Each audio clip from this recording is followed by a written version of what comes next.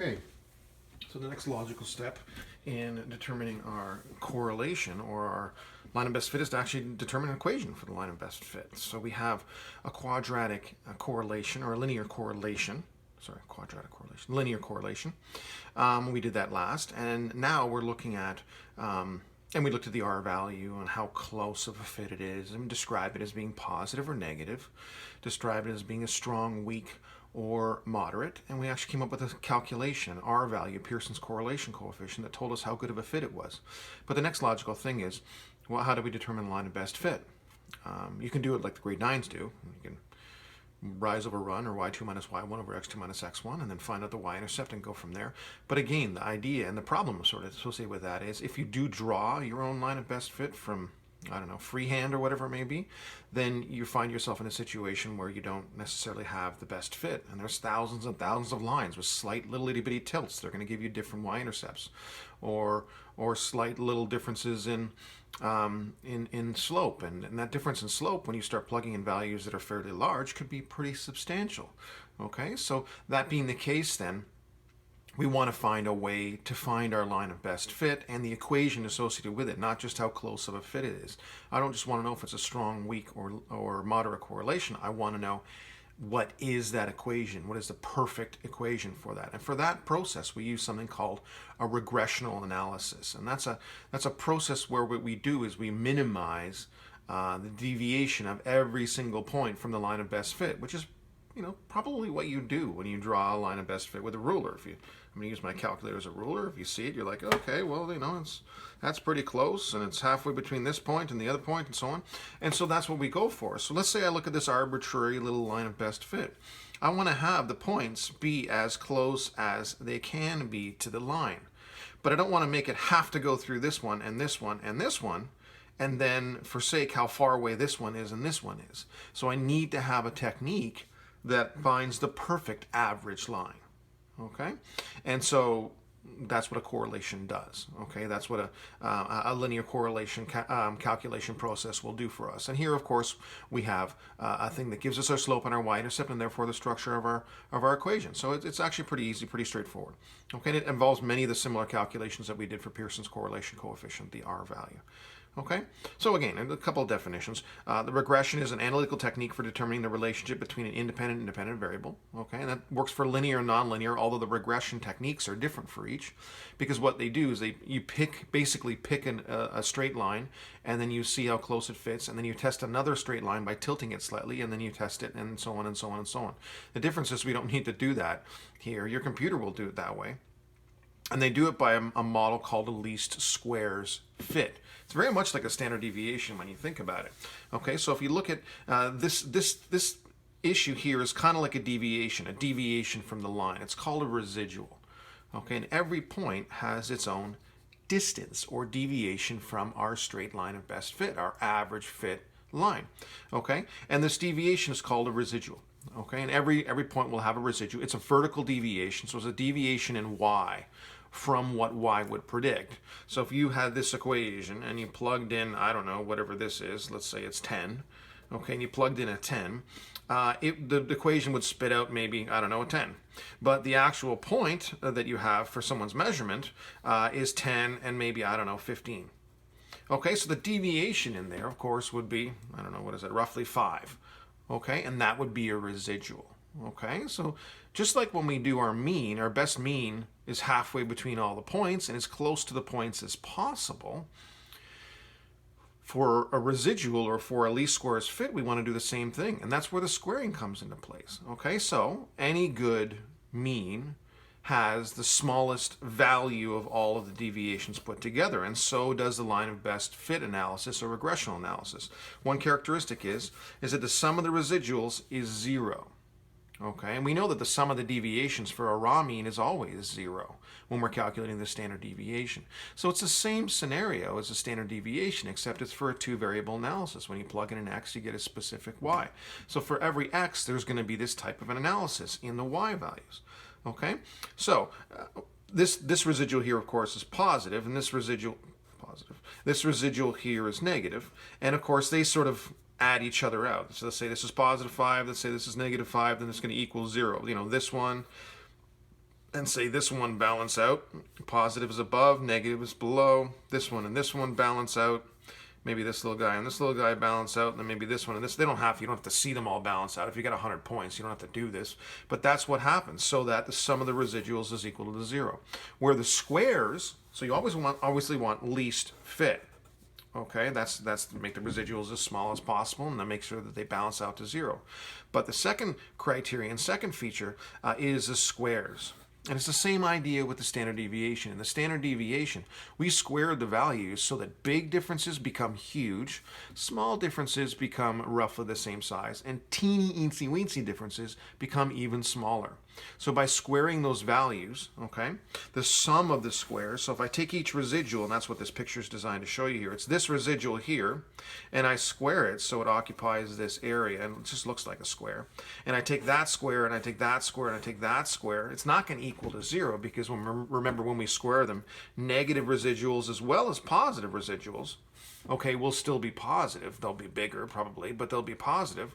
But the take-home message is that it's never going to equal 0, so we want it to make the least value possible. And it's this technique that we're using that takes these ideas of mine and basically makes it the best halfway line of best fit, except for us not eyeballing it, not guessing, not estimating it. What it does is it actually is a calculation derived to give you what it needs to give you. Okay? So here's a little bit, it's a little blurb about the least squares regression line. Okay, different regression lines produce different residuals. So you would test a bunch of different regression lines and then give different amount of residuals. You'd want the residuals to be equal to 0, and you would want the sum of the squares of all the residuals to be the smallest value possible. So this is a little blurb about that too. Okay, now if you remember, the general form for the equation of a linear relationship is y is equal to mx plus b. Okay, so we used to use mx plus b back in grade 9, but for those of you guys who understand that when we have a polynomial function, and a linear is a polynomial function, a is the coefficient for the first variable, b is the coefficient for the next variable of lower degree, c, and then d. So if you're going to do a cubic, for example, then you would go ax cubed plus bx squared plus cx plus d. Okay, if this was a quadratic, then it would be ax squared plus bx plus c. And so, of course, if we're going to do a linear, which has got a degree 1, only a value of x, not x squared or x cubed or whatever it may be, then it's going to be ax plus b. So a and m, they're both the slope. So this is the formula for my slope. And you'll notice it's the same sort of critters that we had before when we were doing the r value, the sum of xy. Oh, we've got n, of course. The sum of xy. We've got the sum of x. We've got the sum of y. We've got the sum of x squared. We've got the sum of x, and then squared afterwards. Okay? And then for b, it involves a mean. Okay? So this is the mean y value, and this is the mean x value, and of course it involves the a value too. So we have to calculate a first. Have to do it. Okay, we do a, and then we use that to figure out b. B, if you remember, is our y-intercept. And of course, even in grade 9, when we called it y equals mx plus b, the y-intercept was still b. You probably even wondered why it was b. And this is the reason why. Okay? All right, now what are the benefits, of course, of this? Well, once we have an equation, first of all, we don't have to graph something. If we want to, I don't know, let's say our data set goes from, from 10 to 50, but we wanted to find out at 100. Well, we don't have to make a graph that's huge, right? Or similarly, we can do the exact same thing. We can do it for y values. So let's say our y values range from a 5 and to a 50, but then we want to figure out, again, same idea at 100. Okay, then we can use the equation in order to do that. And all we have to do is, well, if we have an unknown x value, we sub in for x. Okay, and that will tell me where on my line of best fit it should lie. And I'm not just going to guesstimate it, I'm going to calculate it as precisely as I can. Same idea for a y value. So if I know a y value, so my y value is, 20, because I want to know that specific value on my line of best fit, because it's always going to predict, the equation is always going to predict the value on the line of best fit. Then you will look, plug it in for y, and then you would isolate, this would be a number, and you'd isolate for x. And there you'd have it. You'd be able to figure out your y value. Sorry, your x value that goes along with your y value. Okay, so there's a lot of power in an equation. Plus, of course, we can look at the equation, analyze it, understand some parameters, look at the slope to figure out what that means, look at the y-intercept and figure out what that means and what the context is in this situation. Okay, so it's a pretty useful thing to do. Now, for the calculations that are involved, I do use this as an opportunity for us to go over our criteria for scatter plot, but I'm going to show you, we've got a good copy version of this that's posted in your notes. Hopefully you've got those notes printed out or maybe on a separate panel in your computer while you're watching this video so you can follow along with it. You really should have your notes so you can follow along with it and make your own notes as you go along. I'm just going to focus on the calculations that are involved here, and then I'll show you sort of a finished product, what it should look like as a scatter plot. I don't think you guys need to see me do a scatter plot. I think we all know how to do scatter plots by now. We've been doing them since at least grade 9. Okay, but if you remember, for the calculation of A, we have to use this table, and when we use this table that we have, if you look back at the calculation for A involves a sum of xy, so we have to figure out xy's for each point, add them all up, sum of x, sum of y, the sum of x squared. So we'd have to square all our x values and then add them all up. And then here, again, that's the same number as this one, the sum of x. So when we go to do this, we have to have xy and we have to have x squared. If you notice, this formula doesn't involve y squared, but it's probably a good idea to do a y squared, because then from this calculation in this table, you can not only do your a for your slope and your b for your y-intercept, but you could also do your r value. And it's nice to have all of those parameters measured. But either way, so what we need to do for this calculation, for the slope of our line of best fit, what we need to do is we need to decide who's x and y, so my age and my income. Okay, and that's what this is. Generally, we're looking at the relationship between age and income, and of course, you're going to know what these measurements mean and what it is you want to show and who's independent and who's dependent. Okay, but generally, they'd probably be looking at the age as it relates to an annual income, and more importantly, if you don't know, as a default, time is usually on the bottom axis. If you're not quite sure, but you can do both versions of these. Either way, okay, what we're going to have to do is in order to do our a value, and maybe I'll write down the a value over here. It's n times the summation of x, y. I'll have to write it a little bit small here. Minus the summation of x times the summation of y, all over n times the summation of x squared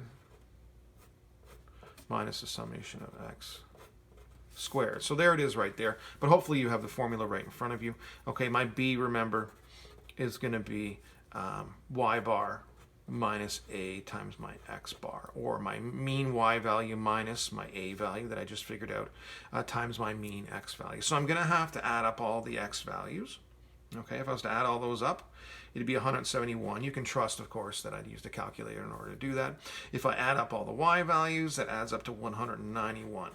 Okay, so here's my sum of x. That goes there and there. Here's my sum of y. That goes there. All right. I also have to figure out my sum of xy. Well, also n.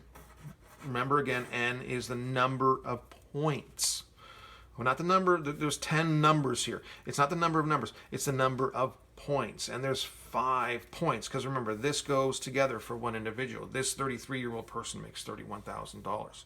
So they're connected, those 2 points, and they do go together. Anyway, so then I do x times y, and I get 1,023. And then 25 times 28, again, I'm doing xy, which is 700. 19 times 20, which is 380.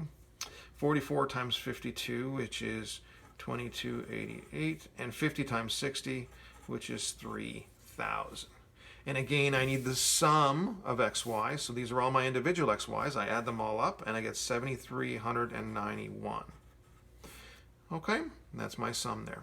And then I have to figure out x squared, because remember that I need x squared, and then I add them up. This is the sum of x, and then I square it afterwards. So you have to follow the BEDMAS. We've already got a sum of x. That's this number right here. But here we need the x squared and then add it all up. Okay, so we take our x value 33 and we square that and we get 1,089. 25 squared is 625. 19 squared is 361. 44 squared is 1936. And 50 squared is 2500. Okay, and again, just crunch those out with your calculator.